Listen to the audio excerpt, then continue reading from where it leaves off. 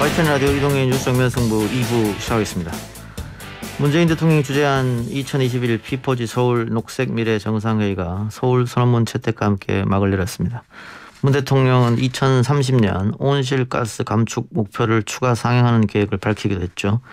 관련해서 당의 환경특위위원장을 지낸 원전 문제 전문가 더불어민주당 양이원영 의원과 이야기 나눕니다. 의원님 나와 계십니까? 네, 안녕하세요. 어제 막내린 피포지 정상회의 서울 선언문 채택으로 마무리가 됐는데 내용은 어떻게 평가하고 계십니까? 피포지 회의는 우리나라에서 처음으로 개최된 기후환경 분야의 다자간 정상회의인데요. 거의 68명에 달하는 각종 국제기구나 정상분들이 이제 참여를 하신 거고, 여기서 서울 선언문의 내용을 좀 보니까 코로나19 극복을 하는데 녹색 회복을 통해서 하자. 그리고 지구온도 상승 1.5도씨 이내, 파리협정의 중요한 핵심 목표인데 이것을 억제하는 1.5도씨 이내로 상승 온도를 억제하는 것을 여전히 다시 한번 확인을 했고요. 그리고 탈석탄을 향한 에너지 전환을 가속화하는 것, 해양 플라스틱 대응, 각 나라별로 국가 온실가스 감축 목표를 강화시켜서 달성하는 내용들, 이런 내용들이 주로 소개가 됐습니다. 예. 그런데 이제 평가를 좀 하자면, 우리나라는 아직 그 국가 온실가스 감축 목표를 더 강화해서 구체적으로 발표하지는 못했는데, 이걸 이제 10월 달에 저희는 발표를 하려고 준비를 하고 있고, 그리고 신규 석탄 발전소 7개가 여전히 건설 중이에요. 예. 해외에도 3개를 추진하고 있고, 그래서 이걸로 이제 이런 지구온도 상승 1.5도씨 이내 억제가 가능하겠냐, 그리고 2050년도 탄소 중립이 가능한가에 대한 시민사회의 아픈 지적이 좀 있었고요. 그리고 하지만 한편으론 또 탄소 중립위원회도 비슷한 시기에 출범을 했기 때문에 이런 현안들을 민관이 함께 고민해야 되지 않을까, 이번 피포지 회의를 통해서 그런 계기가 다시 한번 주어졌다 이렇게 생각합니다. 그동안 환경보다는 개발 이슈가 더 우선적으로 뒀던 게 사실이니까요. 급작스럽게 바꾸기는 조금 힘들겠죠. 다만 의원님 말처럼 지금부터라도 준비를 잘해야 할 텐데. 지금은 문제가 이 환경 이슈를 해결을 못하면 경제에도 치명적인 타격이 온다는 걸 우리가 확인하고 있습니다. 예. 자, 근데 핵심은 탄소 배출 줄이기인 것 같은데요. 네. 관련 입법이 있습니까? 네, 우선 탄소 중립의 명확한 연도, 2050년 목표 연도를 명시하고 있는 탄소 중립 이행에 관한 기본법 또 지금 계류 중이고요. 그리고 제가 제출한 에너지 전환에 대한 지원법, 이런 것도 지금 계류 중입니다. 사실 이런 법들은 작년에 이미 다 발의가 됐고, 그리고 해당 상임위원회에 다 회부가 됐는데 이게 여야 합의가 안 되면서 계속 논의에 붙이지 못하고 계류 중인 상태입니다. 이 야당이 반대할 명분이 없을 것 같은데요, 이 문제에 대해서는? 그러니까 국회에서는 작년 9월에 이미 기후위기 비상대응 촉구 결의안을 거의 만장일치로 본회의에서 의결을 했지 않습니까? 근데 이 결의안을 구체적으로 시행을 하려면 이제 석탄 발전소를 최대한 좀 빨리 문 닫으려면 사실 제대로 된 지역사회 지원, 그리고 보상, 이런 게 법적으로 근거가 있어야 되거든요. 그리고 국가 온실가스 감축 목표를 강화시키려면 2050년 탄소 중립이 또 명확하게 법적으로 명시가 되어야만 전체 예산이라든가 이제 부처가 움직일 텐데, 그 야당에서는 첫 번째 그 2050년 탄소 중립을 명시하는 거에 대해서는 녹색 성장 관련한 법이 야당에서 주요하게 내세운 법이었는데 그게 이제 사라지는 거 아니냐, 이런 문제 제기를 하고 계시고, 그리고 그 석탄 발전을 줄이면 보상하고 지원하는 이 에너지 전환 지원법에 대해서는 좀 해당 지역구가 관련되신 분도 계시고 하다 보니까 여러 가지 압박이 있으신가 봐요. 그래서 안건 상정 자체를 반대를 하시네요. 어떻게 될 것 같습니까, 앞으로는 그러면? 어쨌든 최대한 설득해서 좀 저는 제가 에너지 전환 지원법을 발의를 했는데요. 여러 논란되는 지점도 있다고 하니 그거를 법안 심사 소위에 최소한 빨리 안건 상정을 해서 토론이라도 해가지고 합의해서 통과시킬 수 있도록 저는 늦어도 6월, 7월에는 통과가 돼야만 지금 건설 중인 석탄 발전소 아까 7개 말씀을 드렸는데 좀 최대한 줄일 수 있는 방안을 기본 시발점을 만들 수 있지 않을까 싶습니다. 예. 의원님이 입법하신 에너지 전환 지원법 이거 어떤 내용이 담겨 있는 겁니까?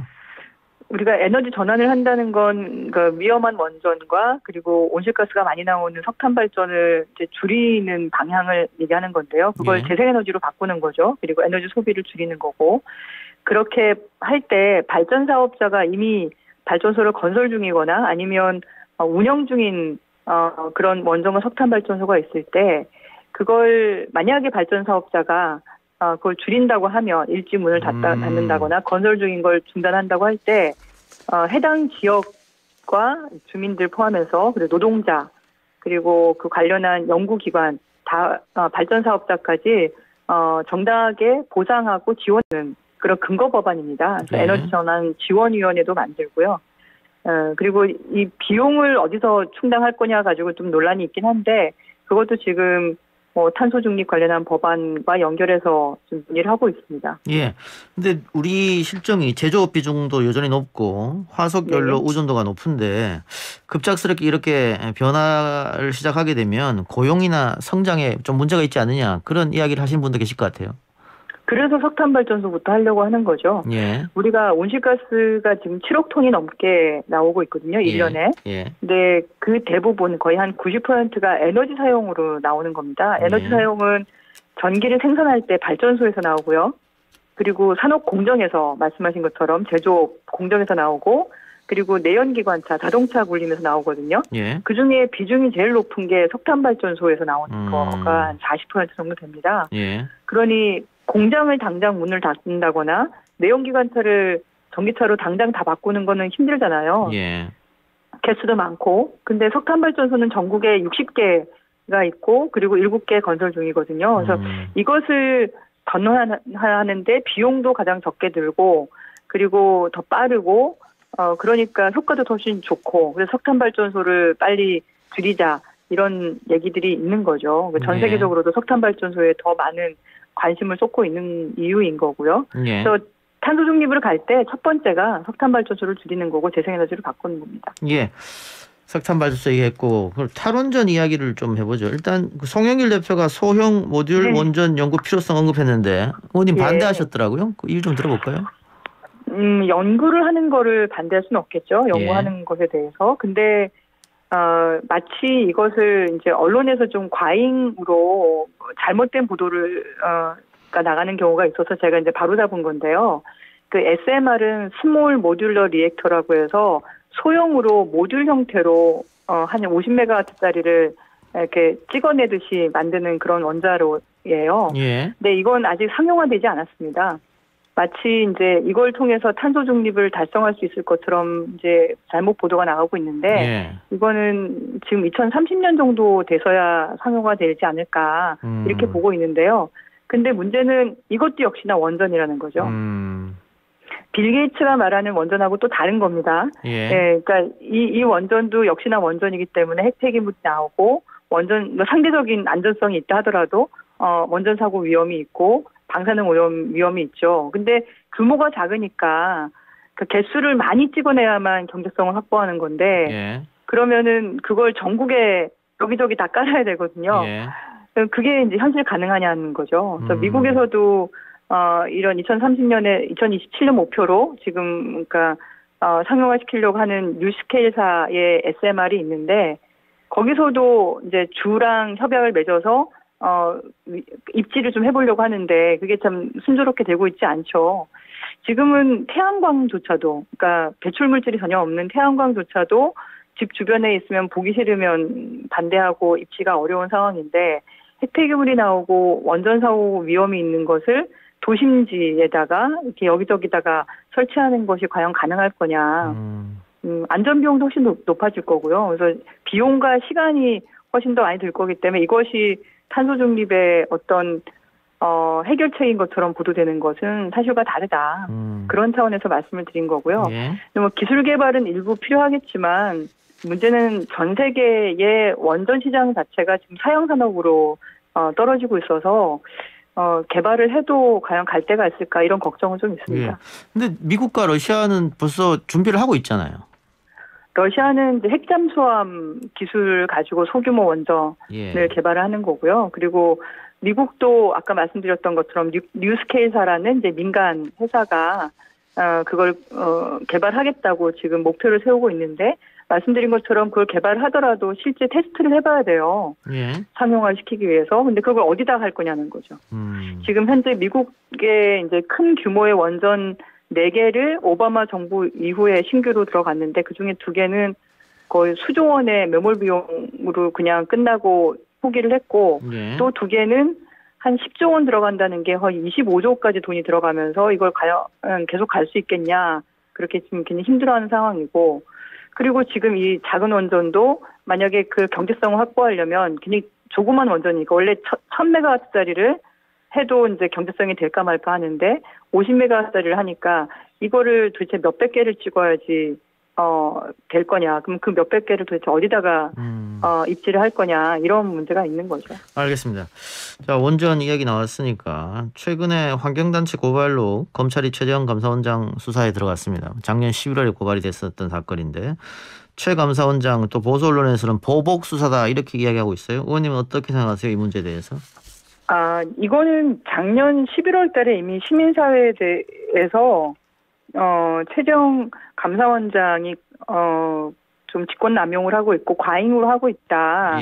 이런 내용으로 고발이 이미 된 건이고 그 건에 대해서 고발인 조사도 끝나고 그리고 참고인 조사도 이렇게 차근차근히 하고 있는 것으로 근데 그 시간이 좀 늘어지고 있는 것으로 그렇게 보여지는 거거든요. 근데 그때 참고인 조사 중에 한 분이 발언한 것 때문에 그걸 어느 한 보수 일간지에서 단독 보도하면서 마치 지금 수사가 시작된 것처럼 잘못 보도되고 있는 거다라고 저는 보여지고요.